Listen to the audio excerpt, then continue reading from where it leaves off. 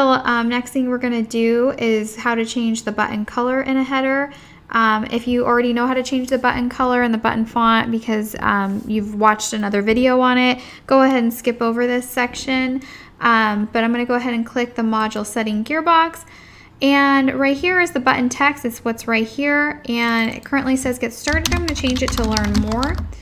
And then this link here, if you have a one-page website, which is only a landing page, which most of you probably will start out with, I will in a later video show you how to link to different areas of your one-page website so that it drops down to corresponding areas.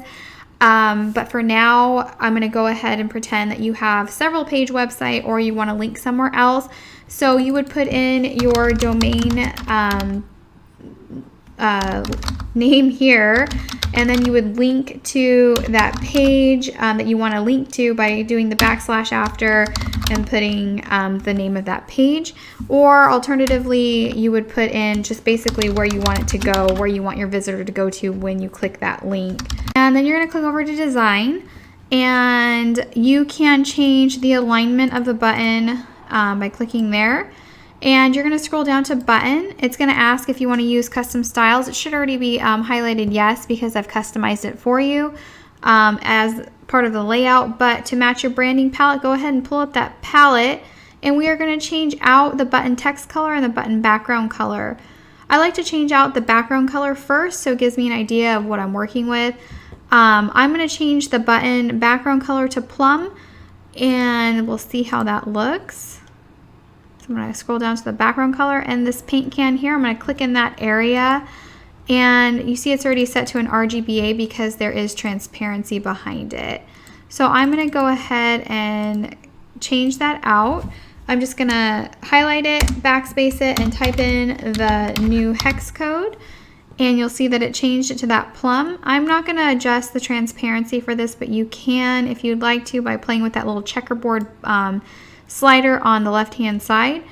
I'm going to scroll up to the button text color. Again, it's all about readability, so you want to be able to read that text that's in that box.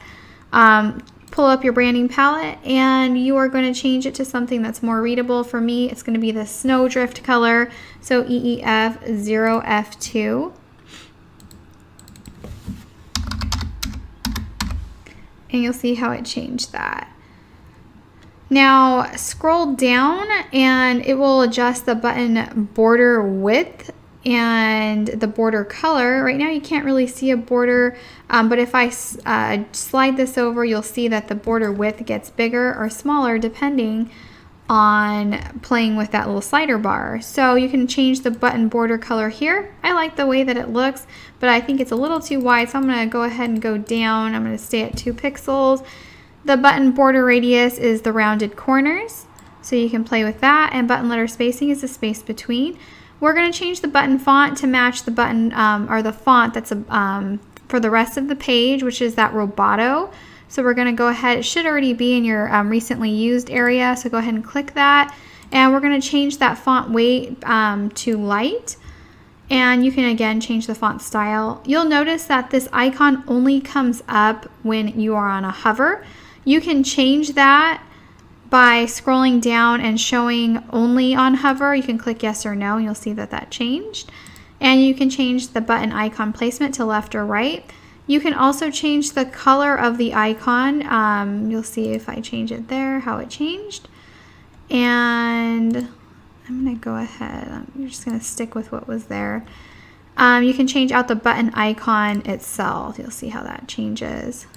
So once you are done adjusting that button, go ahead and click that Save Change button.